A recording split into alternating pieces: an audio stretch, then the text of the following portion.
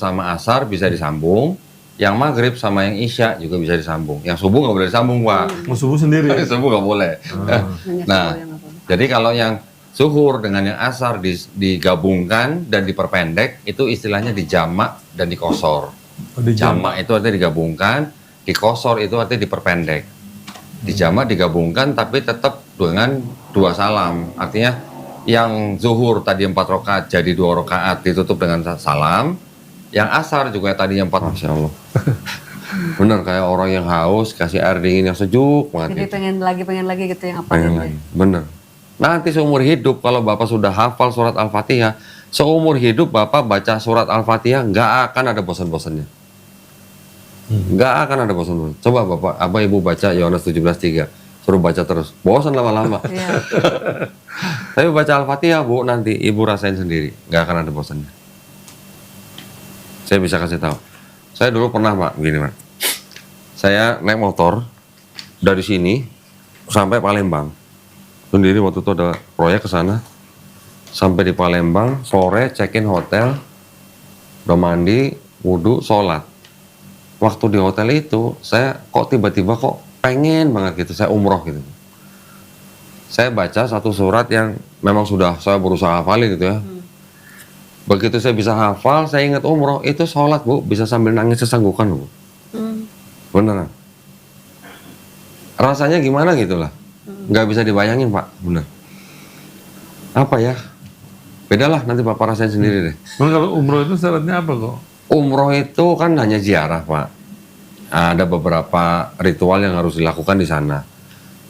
Nanti ada apa namanya?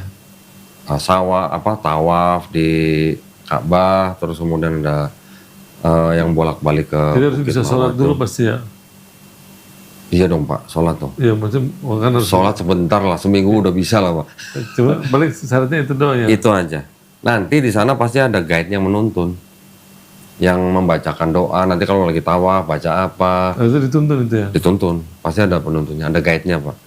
Tenang aja. Yang penting bisa sholat aja dulu ya? Iya. Sholat itu hanya ketika kita mau ikut sholat yang berjamaah di sana. Kalaupun Bapak belum bisa, sampai benar-benar belum bisa sholat, ikutin aja Pak gerakan orang-orang yang dari situ. Sebelum baca subhanallah, subhanallah, udah cukup. Cukup Pak, benar. Nanti kan ketika jam-jam sholat, ketika kita sedang tawaf di Ka'bah, begitu ada jam sholat azan, semua akan berhenti cari tempat duduk masing-masing untuk sholat di situ. Jadi kita sholat semuanya menghadap ke Ka'bah. Rasanya luar biasa Pak, udah benar. Mudah-mudahan masih diberi kesempatan Bu, Pak, benar, insya Allah. Oh berarti nanti kalau misalkan Kamis malam kan bersahadat tuh. Iya. Berarti mulai sholat tuh, sholat. Iya, apa? Jumatnya. Besoknya? Iya, Jumatnya. Oh berarti mulai sholat Jumat juga ya? Kalau boleh, kalau sebaiknya sih langsung sholat Jumat. Sebaiknya. Pokoknya Bapak tinggal duduk, dengerin, ikutin aja gerakan orang Pak, udah gitu aja. Sama Pak RT aja ya? Sama Pak RT boleh. Karena ada temen di komplek maksudnya. Sudah Cuman kalau datang. belum tahu sih mau apa. Tapi dia belum tahu maksud saya mau apa namanya mau. Bapak kasih surprise dong, samperin ke rumah Pak RT. Selama ini suka Pak Heri ayo kita Jumatan gitu. Nah nanti. Sering digodain? Sering. Gantian Pak Heri yang ngajak Pak RT Jumatan. Pak RT kita Jumatan gitu. Nanti biar Pak RT-nya yang bengong-bengong. Hah, kok ngajak saya Jumatan gitu. Udah pakai sarung. Harus pakai sarung gitu ya? Enggak juga. Enggak juga Pak. Pakai celana biasa juga nggak apa-apa. Yang penting bersih gitu ya kok ya. Iya, yang penting bersih. Yang penting bersih. Bapak pakai kemeja ini, pakai celana ini, kamar itu nggak apa-apa. Nggak apa-apa Pak. Nggak apa-apa. Saya Jumatan Pak, begini. Bener ya, cuman topinya ganti ya. Kalau saya kenapa nggak bisa sholat pakainya kan kalau ini kan mentok. Jadi harus balik begini gitu. Atau kayak kopiah. Yang penting apa namanya tidak memperlihatkan aurat Pak. Kalau laki-laki kan auratnya Lutut aja ya. sampai pusar. Ini segini auratnya. Alhamdulillah ya Pak ya. Iya. Ibu. Oh tapi itu Injil apa tadi tuh kok? Injil Barnabas? Filipus tuh. Oh, Filipus. Emang ada itu ya keterangan kalau Yesus itu ya. Ya, nanti saya bacain Bu, sebentar. Aku tuh pernah dengar juga tuh yang dari Ustadz Kainama itu. Oh, kayak nama. Jadi memang menikah ya. Oh, iya, iya. Tidak ditulis menikah. Tapi kan kita bisa berpikir, tradisi Yahudi itu sama Islam malah lebih ketat Yahudi, Bu. Jadi nggak Di mungkin. Yahudi Tapi itu, memang kalau di Alkitab juga kan ada yang apa tuh yang membasuh sampai Iya. itu gitu kan. Pakai gitu ya. rambutnya lagi ya. Pakai dilapuk itunya. nah gini, kalau mengenai peristiwa Yesus yang dibasuh kakinya, kan itu kan ngambil dari sini, Pak. Ah, Oke. Tapi kalau kita kembalikan ke tradisi Yahudi, seorang wanita yang bukan istrinya memegang laki-laki yang bukan suaminya, itu hukumannya rajam, Pak. Menurut Profesor Barbara Thiering yang meneliti dokumen Dead Sea Scroll, itu ada potongan manuskrip kecil segini, Pak, tulisannya Yesus berkata istriku. Berarti ada kemungkinan Yesus punya istri kan? Iya, iya. Nah, Profesor Barbara Thiering juga yang mengatakan bahwa prosesi di dalam Bible yang menceritakan seorang wanita menyeka kaki Yesus dengan minyak dan menyeka dengan rambutnya, itu adalah prosesi pernikahan. Menurut profesor itu. Tapi kan ternyata kan Markus cuma mengutip dari sini gitu kan. Oke, kita abaikan. Terus di dalam Bible, Yesus oleh muridnya juga, muridnya manggil Yesus apa? Rabi. Rabi harus kawin ya, Rabi harus nikah. harus nikah Di ya. dalam tradisi Yahudi, karena di dalam tradisi Yahudi, Pak, seorang anak usia 13 tahun buat laki-laki atau 11 tahun buat perempuan sampai usia 18 itu udah harus menikah gitu. Nggak menikah malah aneh gitu. Nah, nanti itu kan udah waktunya belajar, ada tahapannya, Pak. Nah, ketika seorang udah berusia 30 tahun yang sudah belajar itu baru dia boleh mengajar orang banyak gitu. Itu sudah boleh disebut rabi. Ah, Ya, Yesus memulai pelayanan umur berapa? Kan umur 30 tahun, Pak. Nah, itu dia sudah waktunya ngajar. Tradisi Yahudi begitu. Dan kemungkinan besar dia pasti sudah menikah. Ini ada sebuah gospel, Pak. Ditemukan dalam kumpulan gospel-gospel yang ditemukan di, ini nama desa nih, Desa Nag Hammadi di Mesir. Ditemukan tahun 1945, setelah diteliti, diterjemahkan dalam bahasa Inggris, ada yang bunyi begini. Ini di dalam Gospel of Philippus kalau nggak salah. Philippus atau Philippus? Philips. Nah, ini dianggap adalah gospel-gospel dari kelompok Kristen Gnostik, Pak. Nah, Gospel of Philip nih.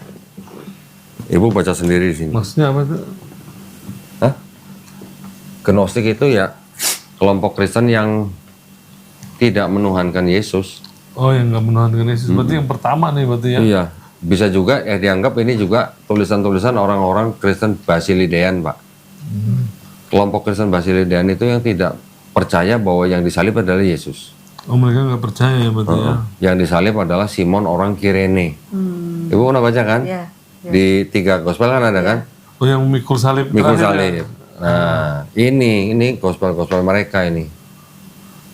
Nah, makanya Matius, Markus, Lukas, Yohanes menyebutkan Simon orang Kirene yang mengangkat salib. Tapi cuman gospel Yohanes yang tidak menyebutkan Simon orang Kirene. Kenapa? Karena dianggap gospel Yohanes itu ditulis untuk melawan kelompok yang ini.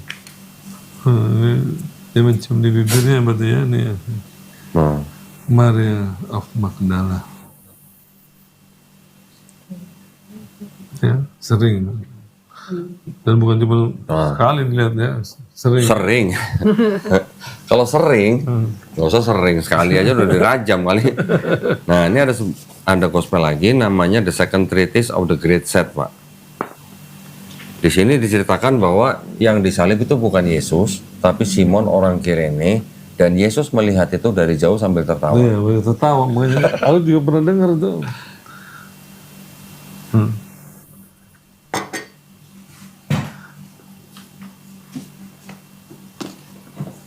Ini menurut ini tapi ya, menurut mereka.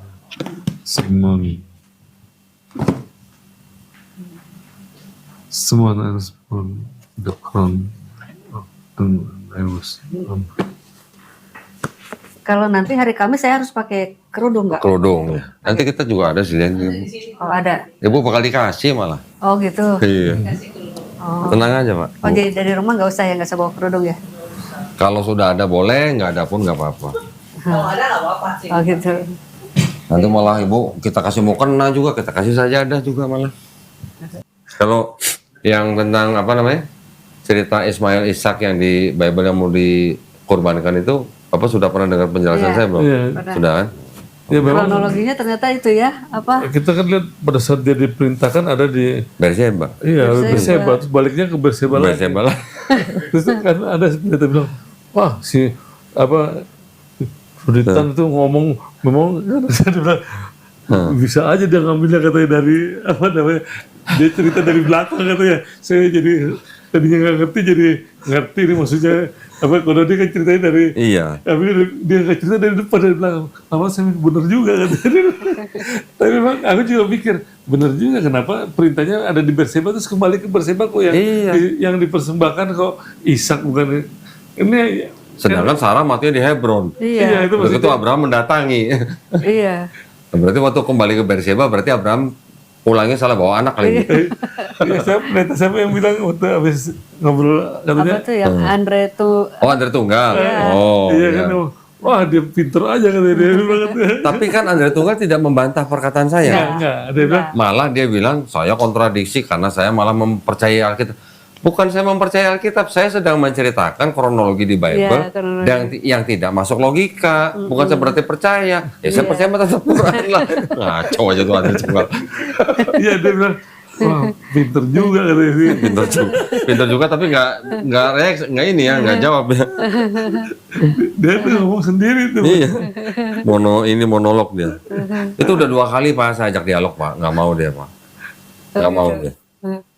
Saya bilang ayo kita ngobrol aja, dialog aja seperti gitu. Nggak mau masa kita paksa. Sebelum kodon di naik sekarang, saya duluan bahas Nabi Ibrahim di YouTube saya. Tuh. Oh gitu. Jadi penelitiannya, saya nelitinya sama kayak kalau dari ayat-ayat itu tentang Ishak yang dibawa tuh umur 2 tahun masa Ismail digendong sama. Iya itu juga. Ya. Iya, itu aneh, Aneh kan? juga itu. Itu dibuang ke semak-semak udah gede kok. Udah gede dibuang. Umur istilahnya itu diteliti gitu. Sampai mikir ya, Aneh. nggak mungkin nih. Anak tunggal kan cuma istilahnya sebelum ada Ishak. Oh gitulah ceritanya kan dicampur-campur saya kira. Ini kalau misalnya nggak mungkin Ishak yang dikurbankan, pasti Ismail. Ya kalau itu kronologis ya dari kronologis. mulai umur bedanya berapa Iya. tahun, terus diteliti. Baru saya berani ungkapin di YouTube. Banyak yang respon Pak. Oh, gitu. Nggak, biasanya kan suami atau istri yang masuk Islam salah satu. Ini berdua, alhamdulillah. Bang. Cuman yang lucu cerita itu juga ya penciptaan itu Oh iya. apa kan Alam semesta. ada juga masa apa namanya gelap dan terang tapi bulan sama mataharinya belum Iya. kan jadi itu kayak bikinan manusia ini Iya. apa bukunya nih kan Betul. masa Allah nggak pinter ya kan Oh. jadi Baru halaman pertama tuh Pak. iya Itu halaman pertama. Nah, saya mau kasih lihat Bapak ini. Ini bukti ya Pak ya. Ini bukti nih bahwa memang ada kayak semacam apa ya? Upaya gitu lah Pak. Atau saya kasih yang bahasa Inggris saja harusnya.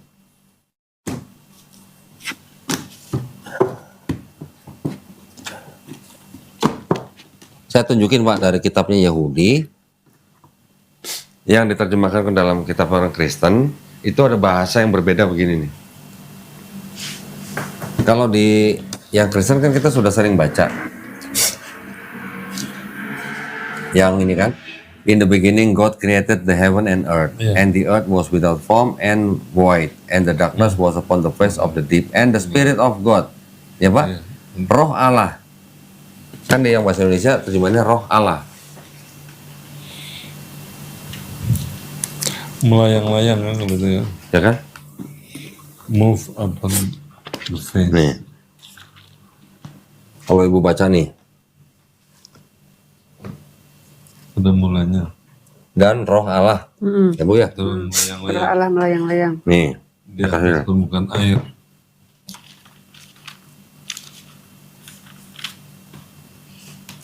Soalnya Awalnya mirip Pak, awalnya Pak. In the beginning of God creating the heaven and the earth.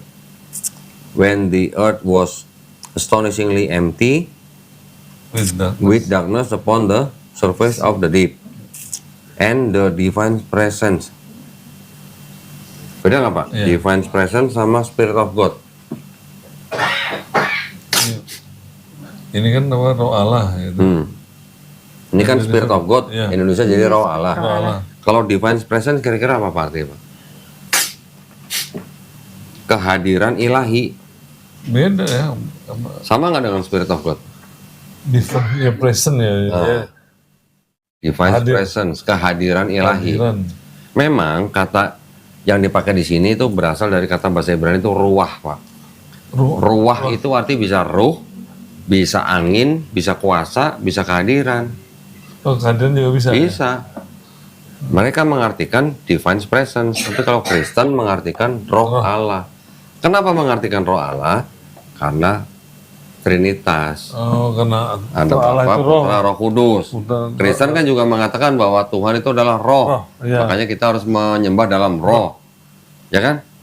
Nanti ada ayat lain, iblis juga roh. Oh iya, roh juga. Berarti Tuhan serupa sama iblis gitu tuh gimana? Sama. Ciptaan berarti. Karena ada Trinitas, makanya mereka menerjemahkan dengan roh Allah. Padahal Ini kehadiran divine ya. presence. Kehadiran Allah. Kalau yang apa namanya yang ada disebut malaikat itunya, nama malaikat yang kami itu Kita yang Oh kita, itu kejadian 1 ayat 26. tapi di ininya Itu Bu, yang hijau. Nah ini nih, di sininya ada nama, katanya ada nama Sebentar. itu malaikatnya. 26. Oh, yang ada malaikatnya itu di Mazmur 82 ayat 6 Oh, Pak. bukan di penciptaan. Oh bukan. Yang dibilang kita itu. Nih. And God said, let us make Ah man ya itu. in our image kan? Ya. After our likeness. They shall rule over the fish of the sea, the bird of the sky, and over the animal, and the whole earth, and every creeping things that creep upon the earth. Nah, kita baca nih Pak di sini. Targum Jonathan paraphrases, and God said to the ministering angels. Nah, Iya, itu ini kan. dia. Jadi di sini maksudnya adalah Tuhan berbicara kepada sidang ilahi. kepada malaikat sama malaikat Iya, itu nah ya. malaikat itu, tuh ya. iya, nah itu sama prinsipnya atau konsepnya dengan yang di Islam Bu. Iya, Ketika ada kata kami di dalam Quran, iya. Oh, itu sama ya berarti ya? sama. Kemarin Kak C juga gitu. And Itu God udah said to- lama katanya Trinitas itu kata kita katanya gitu ya. Iya, dia bilang gitu. Gitu. Bukan berarti ini benar ada itu. Nah sekarang kan pertanyaannya gini, kita PL-nya Kristen kan berasal dari sini. Iya. Ini yang nulis kan bukan orang Kristen, ini yang nulis kan orang Ini Yahudi. fotonya ini. Yang punya otoritas untuk menafsirkan ini siapa? Gitu. Ini nih. Ini tadi fotonya semua, jadi aku cuma kasih tahu ayatnya ini. Ini soalnya kemarin pendetanya ngomong gitu. Jadi ini aja. Baik ini sama ini boleh.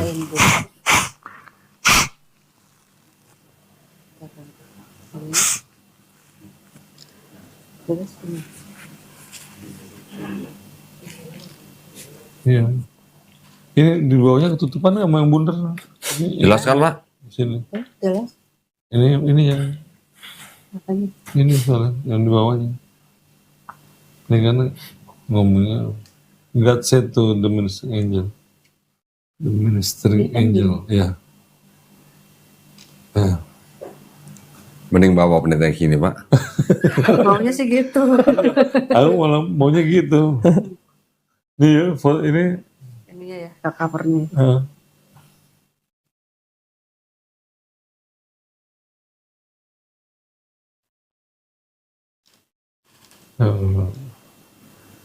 Tanah. tanah. Udah. Udah. Itu di alasannya apa, ayat Tritunggal gitu. Iya, itu memang proyeknya Kristen Pak. Selain daripada kita, terus ada roh, itu ya itu, upaya mereka gitu. Kalau Jadi- di Islam kan bukan roh ya. Bukan, kita sebutnya zat Bu. Zat pakai D ya Pak ya, Pakai D ya? bukan Z loh Pak. Kalau zat itu kan materi, Iya, materi. kalau ZAT, kalau kita sebutnya zat itu artinya pribadi, person, essence gitu Pak.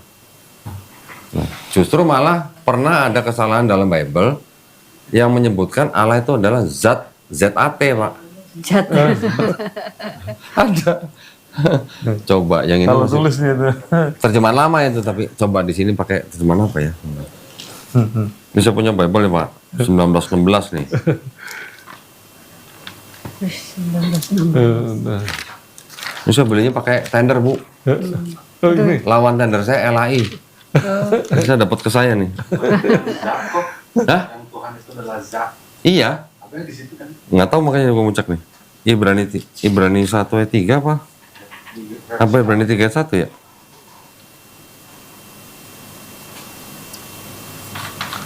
Tuh, Rick. Yang ini, yang Ibrani ditulis apa? Surat Rasul Paul yang dikirim kepada orang Ibrani. Oh, Padahal ini bukan tulisan Paulus loh. Oh gitu. Bukan, Ibrani bukan tulisan Paulus loh. Katanya belum, penulisnya juga nggak jelas. Nggak jelas. Berani ya dia. Kalau nggak salah di terjemahan lama deh kok. Iya, yang TL. Gue lagi coba ngecek di sini. Ibrani berapa ya? 1 ayat 3 kan ya? Tuh Pak, Ibrani 1 ayat 3 tuh. Terjemahan lama, pakai zat.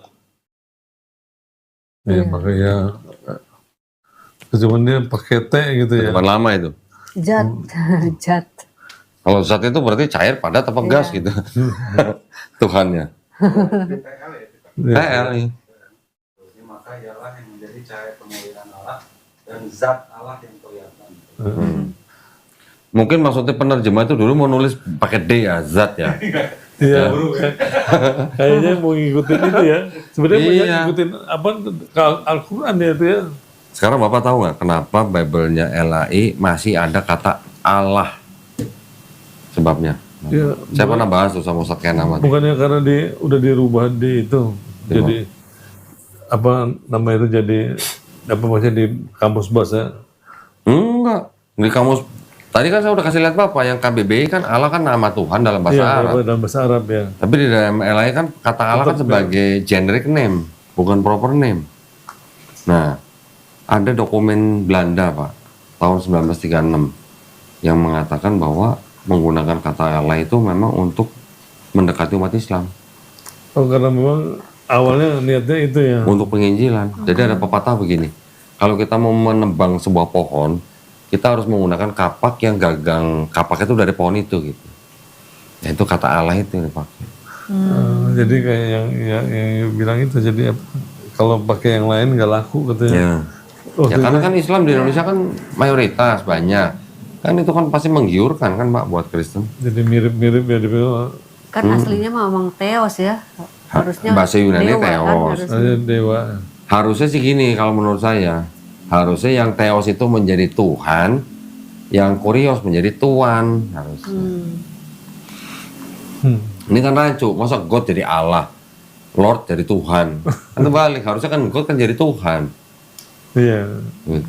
Nah Allah ini yang pakai kata Allah cuman Alkitab bahasa Indonesia, Malaysia, sama Arab, Kristen Arab. Tapi Kristen Arab menggunakan kata Allah dalam Bible mereka itu sebagai proper name. Oh beda ya. Ini ada kamus Pak, kamus bahasa Arab tuh, yang menyusun Pendeta Louis Makluf. Di situ disebutkan Allah itu adalah Ismu Al-Zat Al-Wujud, nama daripada pribadi yang ada dan selalu ada. Nama, Itu namanya ya. namanya. Kalau ini bukan nama, jadi generic name. Jadi masing-masing agama punya Allah Tuhan namanya Iya. punya nama. Kalau Kristen kan Tuhannya namanya Yesus. Kenapa nggak pakai Nama Yesus aja gitu? Allah adalah nama Tuhan dalam bahasa Arab. Ada sih Pak pendeta yang jujur. Harusnya Bible nggak boleh pakai kata Allah. Allah adalah nama Tuhan orang Islam gitu. Itu namanya pendeta Sulistio. Pendeta Yakub Sulistio di Temanggung. yang itu ya, Itu dia jujur itu. Aku lihat, yang lihat di YouTube-nya Surabaya juga. ya, bukan? Bukan. Bukan ya? Di Temanggung ya. Temanggung ya. apa Wonosobo gitu. Yakub Sulistyo ya. Bahkan dia pernah menuntut ke LAI. Oh ya, akhirnya dia bikin itu sendiri Iya. ya. Sinode sendiri jadi ya. Iya. Tapi ditolak akhirnya sama pengadilan karena Yang nuntut perorangan, harusnya lembaga. Nggak tahu yang nuntut dia atau orang lain, tapi dia jadi saksi ahlinya gitu. Kalau nggak salah gitu. Iya, malah. Udah senior banget sekarang Ustaz Pendeta Yakub itu. Umur 80 lebih kayaknya.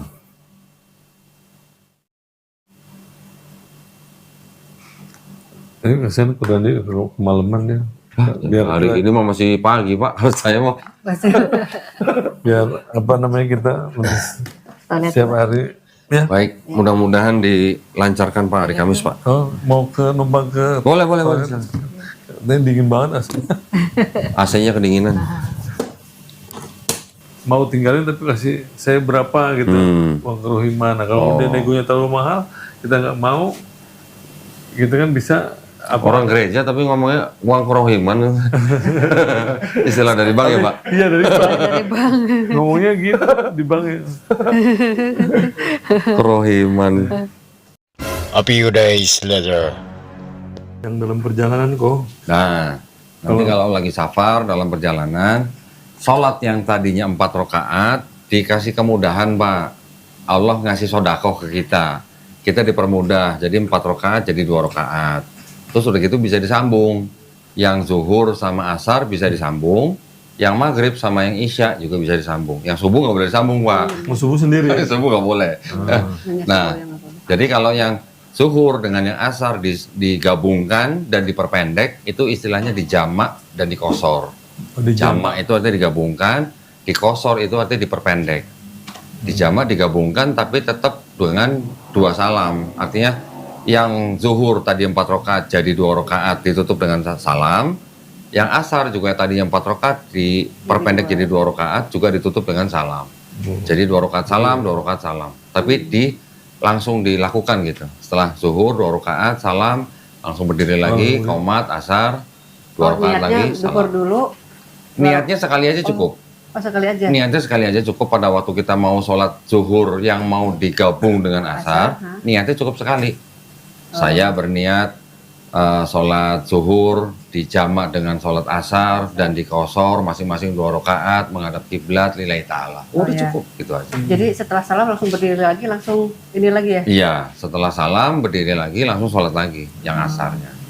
Di takbiratul ihram lagi? Iya, yang maghrib dan isya juga begitu. Tapi kalau yang maghrib dari 3 rakaat nggak boleh jadi 2 rakaat Pak, tetap 3. Oh, tetap 3 ya? Ya, zuhur 4 rakaat jadi 2, asar 4 rakaat jadi 2, maghrib 3 tetap 3, 3. isya 4 jadi 2. Oh. Itu sholat-sholat yang ketika kita sedang melakukan perjalanan. Tapi perjalanannya ini perjalanan yang seberapa jauh nih Pak? Nah gitu. Ini nanti ada beberapa pendapat. Ada yang mengikuti hadis yang perjalanan yang boleh dijamak qashar itu yang setelah melebihi kurang lebih ya Bu ya, kurang lebih 90 km. Tapi ada juga yang mengambil hadis cuma 5 km.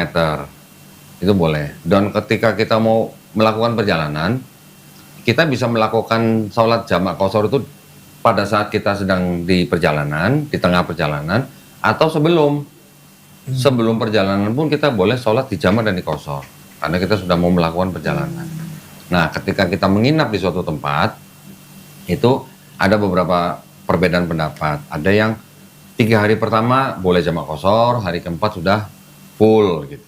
Ada juga yang 4, ada yang 10, nanti ada yang bilang selama perjalanan gitu. Pokoknya selama kita tidak berniat untuk mukim di suatu tempat tertentu, ya selama itu juga sholatnya jamak qashar. Ada yang bilang begitu juga. Bapak jangan khawatir, mau ngikut yang mana itu sesuai dengan kemampuan Bapak. Gitu. Jamak qashar. Jamak qashar. Saya dulu gitu Pak. Ketika waktu saya baru-baru belajar, saya punya guru seorang Habib di Pelabuhan Ratu, sudah almarhum. Ketika baru-baru saya belum tahu yang namanya jamak qashar kan Pak. Ya pergi-pergi aja, jarak sudah memenuhi syarat lah gitu lah.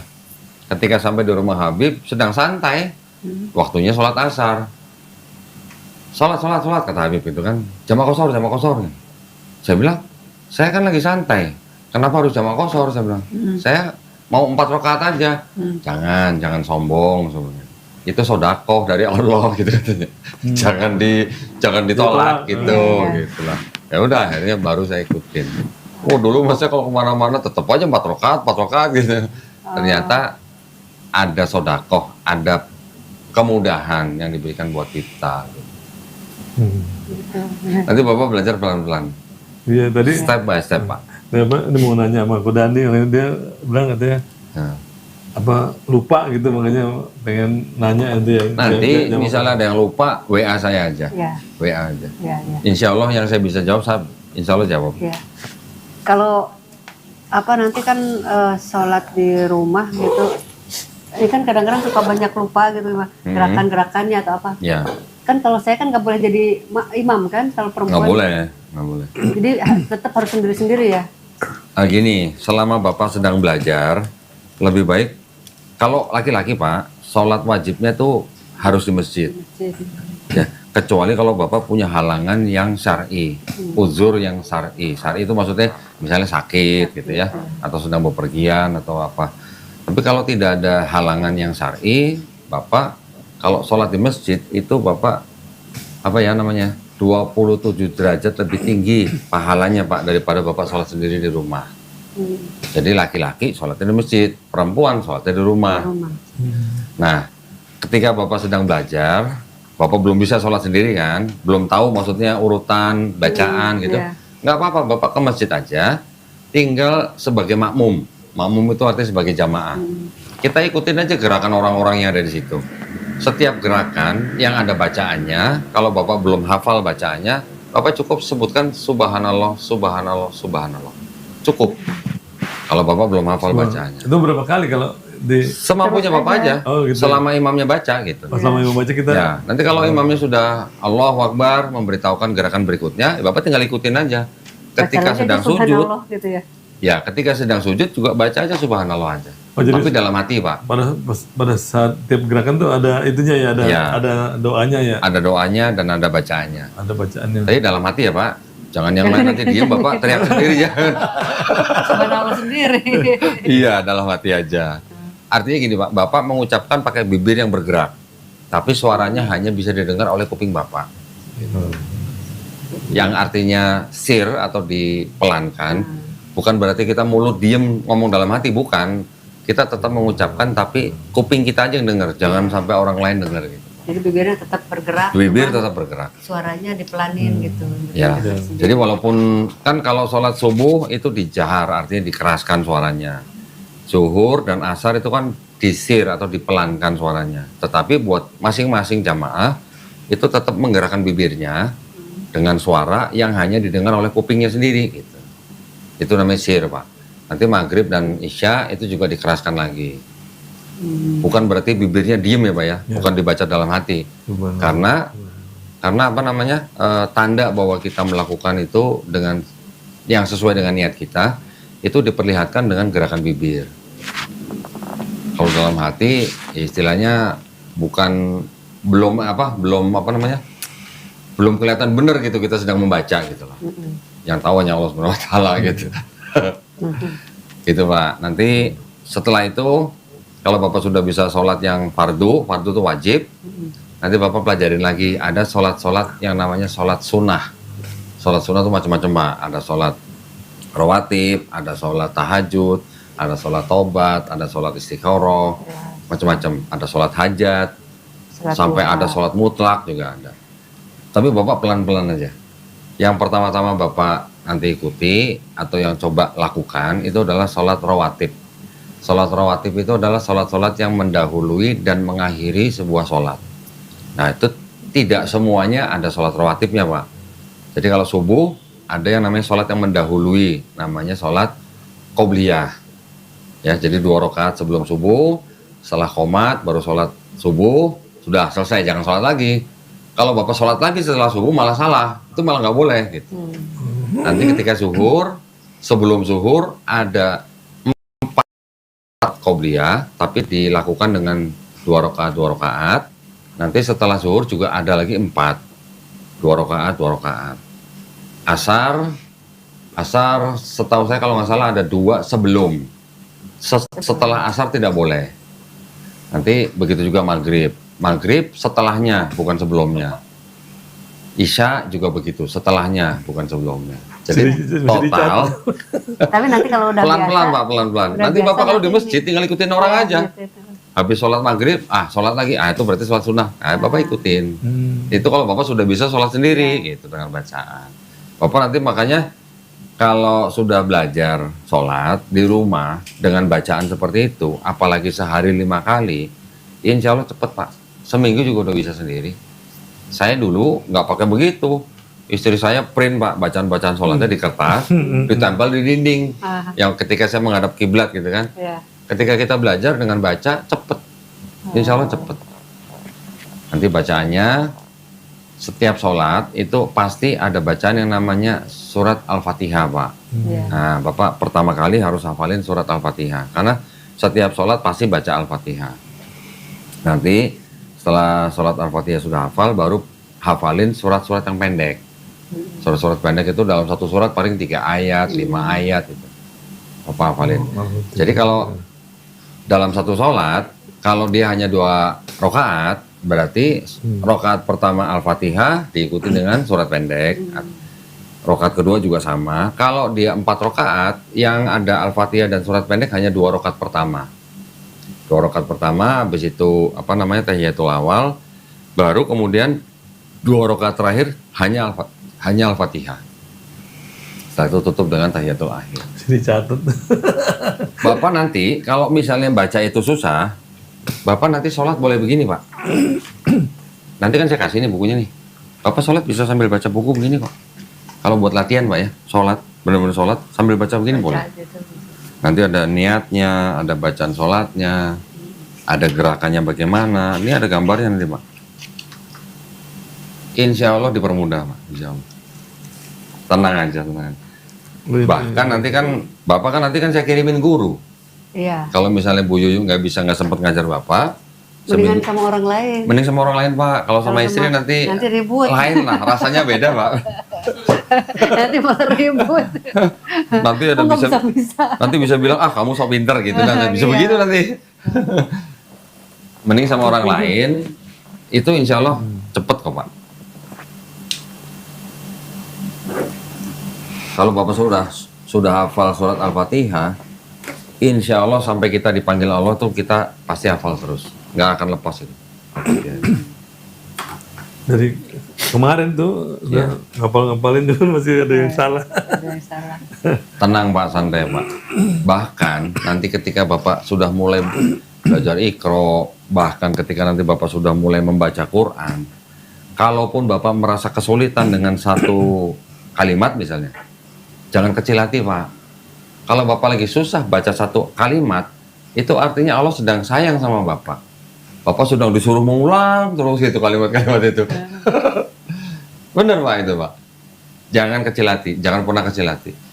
Yang kita baca di dalam Quran itu kan firman Allah. Insya Allah pasti dimudahkan. Insya Allah dimudahkan. Sama Allah dimudahkan, cuman ada iblis yang bikin kita lupa gitu ya. Itu Ya, katanya mesti diusir Bapak, katanya. makanya Bapak setiap kali mau baca Quran kan selalu baca A'udzubillahi Itu minasyaitonirrajim. ya, jadi baca itu dulu ya. Ya. Karena Alhamdulillahirrahmanirrahim. Mau belajar Iqra pun baca itu Pak. Alhamdulillahirrahmanirrahim. A'udzubillah. A'udzubillah. Biar setannya pergi. Aku berlindung dari godaan setan yang terkutuk gitu Pak. Itu artinya. Baik, bismillahirrahmanirrahim. Assalamualaikum warahmatullahi wabarakatuh. Alhamdulillahirrabbilalamin. Wassalatu wassalamu ala rasulillah. Senang sekali bisa berjumpa kembali di channel Donditan dan Geraha Mualaf Jakarta ya. Yang mana pada hari ini 29 Agustus 2024, sekarang pukul 7:47 waktu Indonesia Barat. Di hadapan saya ada Bapak Heri Ramelan ya Pak ya. Iya. Beserta dengan istri Ibu Yuyu Mudianingsih, betul ya? Menyatakan diri bahwa Pak Heri dan Ibu Yuyu ini berniat untuk masuk Islam. Betul ya, Pak Ibu ya? Pak Heri dan Bu Yuyu sudah datang ke studio Geraha Mualaf Jakarta pada tanggal 25 Agustus 2024 yang lalu. Dan ketika kita sudah berdiskusi, menyatakan bahwa keinginannya untuk masuk agama Islam pada tanggal 29 Agustus ini. Betul Pak ya? Alhamdulillah kita semua sekarang sudah diberikan kesempatan untuk bisa melakukan prosesi ini. Kami malah sudah siapkan sertifikat buat Bapak Ibu. Nah ya kan karena sudah diskusi, sudah menyatakan keinginan, jadi kami sudah siapkan supaya nanti Bapak tidak perlu tunggu-tunggu lagi ya sertifikatnya. Nah ini adalah surat pernyataan memeluk agama Islam. Ini untuk yang Pak Heri dan ini untuk yang Ibu Yuyu dan Pak Heri ya. Nah, nanti kita ingin mendengarkan Bapak dan Ibu masing-masing membaca surat pernyataan memeluk agama Islam ini. Namun ketika nanti sampai kepada 2 kalimat syahadat ini, nanti biar saya yang tuntun Bapak, ya saya yang tuntun Ibu. Iya. Nanti setelah itu baru Bapak tanda tangan. Kacamatanya lupa. Oh kacamata. Terima kasih ya.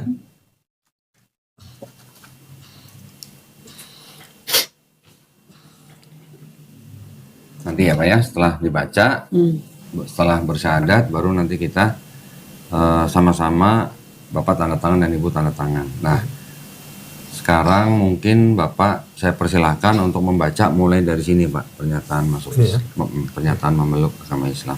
Bismillahirrahmanirrahim. Bismillahirrahmanirrahim.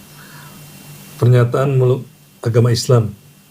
Sesungguhnya agama yang diridhoi di sisi Allah hanyalah Islam. Surah Al-Imran Ayat 19. ayat 19. Ya. Dengan ini saya, Heri Ramelan, Nik nggak usah dibaca nggak apa-apa. Alamat juga nggak usah dibaca. Agama sebelumnya aja. agama sebelumnya adalah Kristen. Nih, dengan ini, dengan kesadaran dan keikhlasan sendiri, saya menyatakan memeluk agama Islam dengan mengucapkan 2 kalimat syahadat. ya ditunggu sebentar Pak ya. Sekarang Ibu baca dulu dari sini. Ya. Pernyataan memeluk agama Islam. Sesungguhnya agama yang diridhoi di sisi Allah hanyalah Islam. Surat Al-Imran ayat 19. Dengan ini saya, nama Yuyu Mudianingsih, agama sebelumnya Kristen, dengan kesadaran dan keikhlasan sendiri menyatakan memeluk agama Islam dengan mengucapkan 2 kalimat syahadat. Ya, baik. Nah, sekarang Bapak berjabat tangan dengan saya. Ibu Yuyu tolong tangan kanannya dengan menunjuk 1 jari. Gini, Nah, seperti itu, menunjukkan ketauhidan.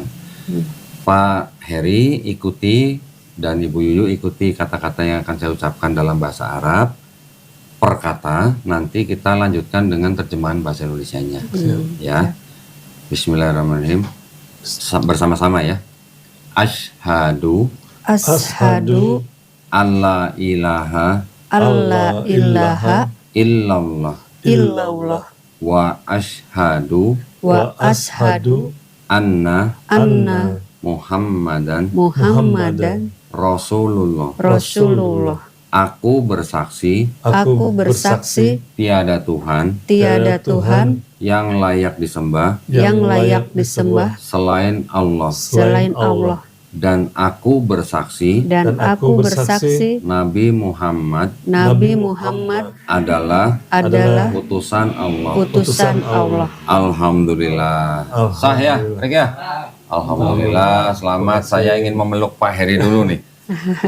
Alhamdulillah Pak Heri sekarang sudah menjadi saudara saya dalam seiman. Ya Pak ya, mudah-mudahan Pak Heri istiqomah. Amin. Ya Pak ya, alhamdulillah. Doain terus, Kodande. Alhamdulillah.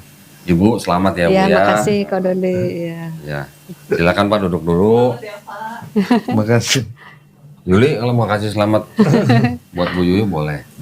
Bapak tolong silakan tanda tangan di sini ya. Doain ya. Gua nggak bawa Doain paspor terus. aja. Gak apa-apa, nanti di rumah aja Pak. Ya.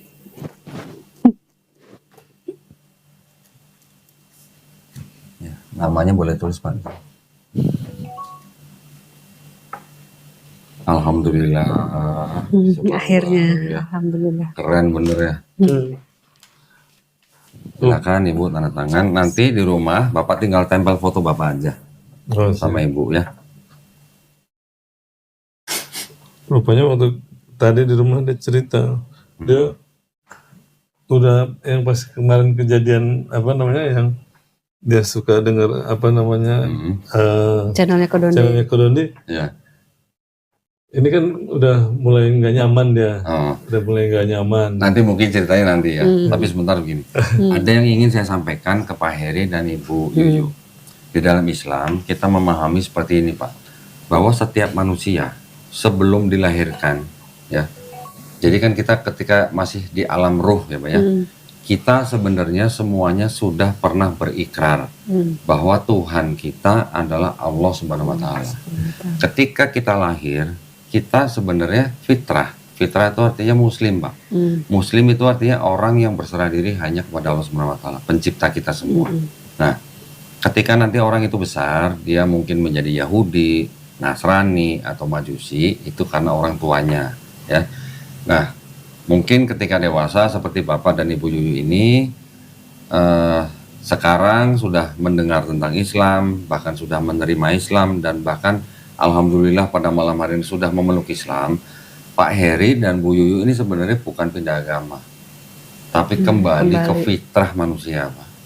Fitrah sebagai manusia yang hanya bisa berserah diri kepada Allah Subhanahu Wa Taala, ya. Dan perlu saya sampaikan, ini sangat penting buat Pak Heri dan Bu Yuyu, bahwa ketika seseorang yang bukan Islam dia memeluk Islam seperti Pak Heri dan Bu Yuyu sekarang, dosa-dosa Bapak, dosa-dosa Ibu dari mulai akil balik sampai hari ini dihapuskan, Pak. Insya Allah. Insya Allah Pak dihapuskan. Tetapi kebaikan yang Pak Heri dan Bu Yuyu pernah lakukan juga dari mulai akil balik sampai hari ini tidak dihapus, Pak, tapi tetap dicatat sebagai pahala kebaikan. Insya Allah ya Pak ya. Alhamdulillah. Mudah-mudahan Islamnya Pak Heri dan Islamnya Bu Yuyu insya Allah baik. Ya, nah itu yang ingin saya sampaikan kepada Bapak. Ini adalah sebuah kabar gembira buat orang-orang yang baru masuk Islam. Dan untuk itu saya ingin memberikan, ini ada buku petunjuk sholat. Satu-satu ya biar nggak ngiri ya Bu. Di sini juga sudah ada ya? Belum. Belum. Oke, sekalian. Nah, ini saya sudah siapkan juga. Ini berarti buat Ibu Yu sama Pak Heri beda dong isinya. Nanti Pak Heri dikasih mukena, bingung dah. Nah, yang ada mukena berarti buat Ibu Yuyu, ya. Wah, yang buat Pak Heri nggak ada sarungnya ya? Oke, nanti kita susulin Pak sarungnya. Ini ada sajadah Pak. Nah, ini nanti di dalam sajadahnya juga ada bacaan sholatnya. Tapi yang penting Bapak bisa belajar dari sini. Iya. Quran habis ya? Yo. Quran masih habis ya? Waduh, masalah. Mohon maaf Pak, Qurannya sedang habis. Iya, Bu. Nanti kita kirim ke rumah ya Pak ya. Ini sementara itu saya kasih dulu, ini buku Iqra Pak. Nah, ini buku yang legendaris nih Pak. Ya, Bapak nanti seperti anak SD lagi ketika mau mulai belajar ini. Tapi jangan kecil hati Pak. Insya Allah mudah. Ya, ketika dilakukan dengan istiqomah, insya Allah mudah. Saya berikan kepada Bapak Ibu. Ya. Dan mohon maaf Pak, sebelumnya tidak mengurangi rasa hormat kami buat ke Pak Heri dan Bu Yuyu. Orang-orang yang baru masuk Islam itu adalah orang-orang yang termasuk salah satu dari 8 kelompok yang berhak menerima zakat. Nah, kami juga ingin memberikan zakat ini kepada Bapak Ibu. Tolong jangan dilihat jumlahnya, Pak. Ya, tolong diterima aja dengan baik. Terima kasih. Ya, kami hanya melakukan amanah nih, Pak nih. Ibu tolong diterima Ibu ya. Terima kasih. Nah, sertifikatnya mungkin bisa disimpan di sini, Bu. Takut rusak. Saya foto dulu ya, Pak ya. Iya. Sertifikatnya. Belum ada fotonya tapi. Nggak apa-apa, nanti Bapak tinggal. Yang penting kan saya nomor dan tanda tangan Bapak.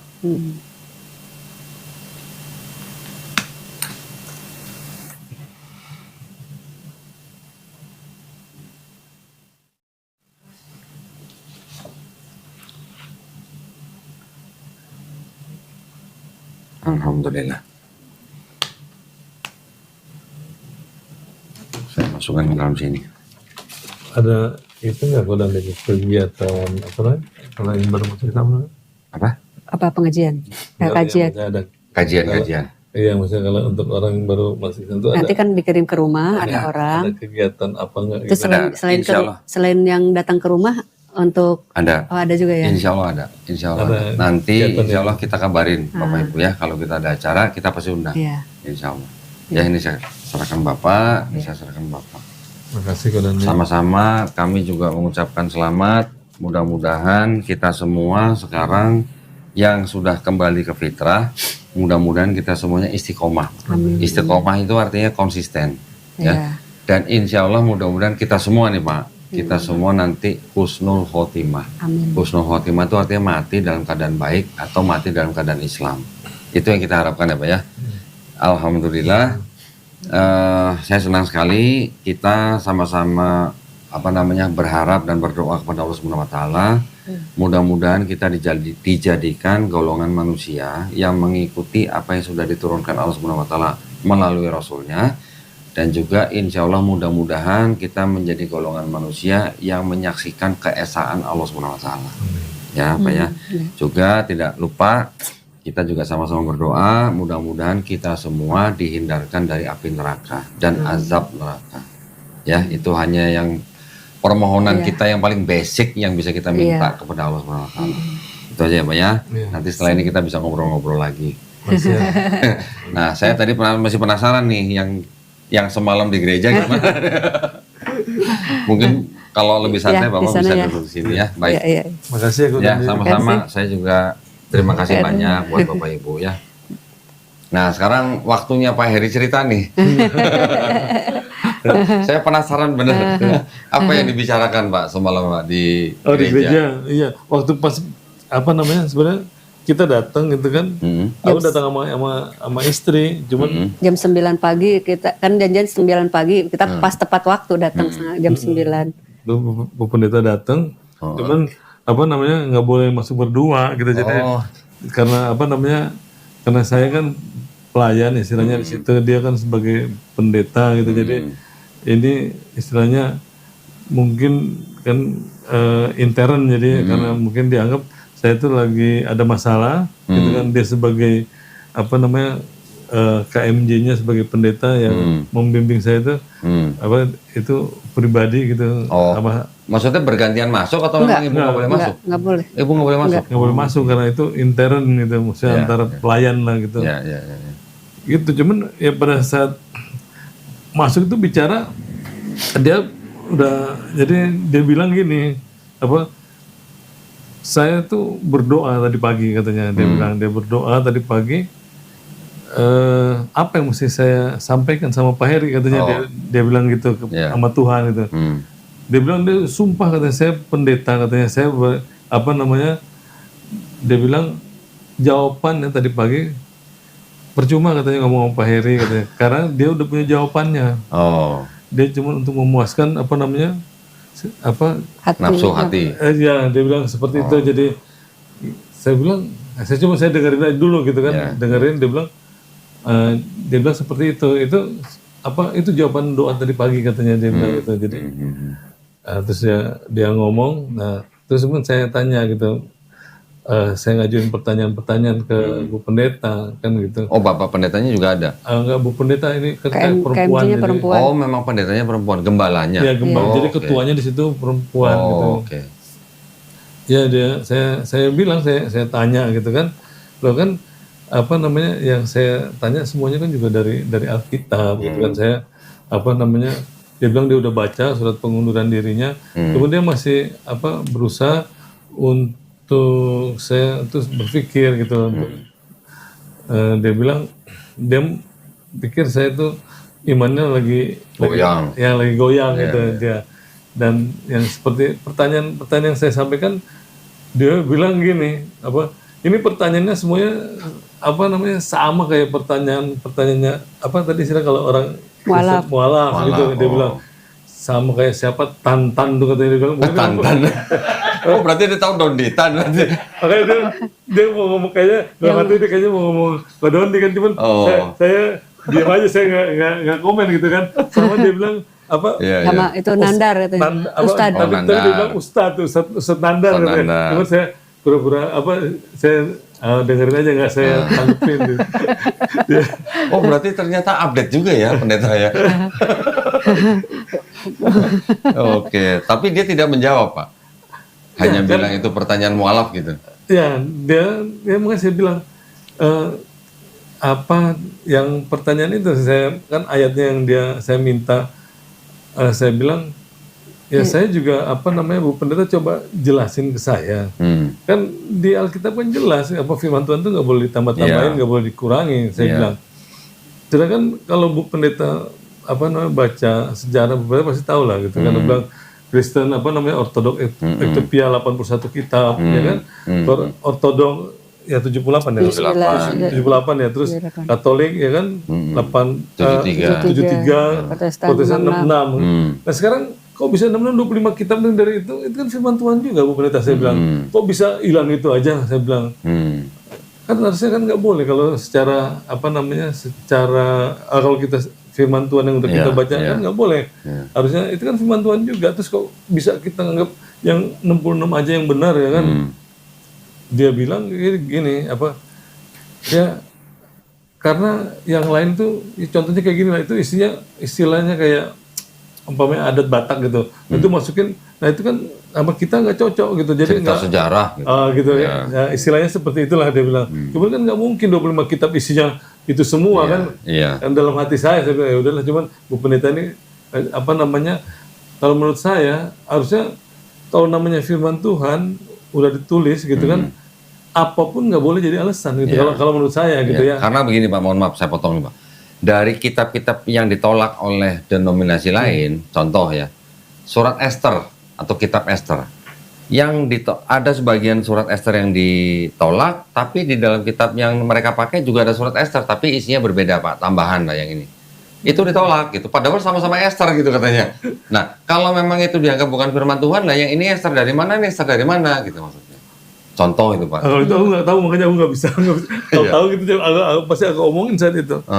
Oke. Nah itu jadi catatan kita juga nanti. Jadi Esternya beda itu ya? Iya, sama-sama Ester. Tapi kalau yang ditolak itu adalah bisa dikatakan mungkin tambahan lah gitu ya. Tapi yang di dalam kitab yang Protestan ada kitab Ester, gitu. Yang di Deuterokanonika dan yang Ortodok dan itu juga ada Esternya juga Pak. Sama-sama Ester gitu loh. Jadi kenapa yang Ester ini dianggap firman Tuhan, yang Ester ini bukan firman Tuhan gitu? Iya. Gitu.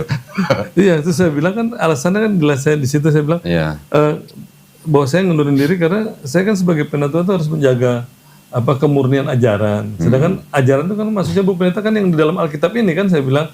Sedangkan saya tahu bahwa itu banyak ayat sisipan, saya bilang kan. Dia bilang tapi beda katanya, dia bilang yang dimaksud ayat sisipan nggak boleh nambah kurangi itu.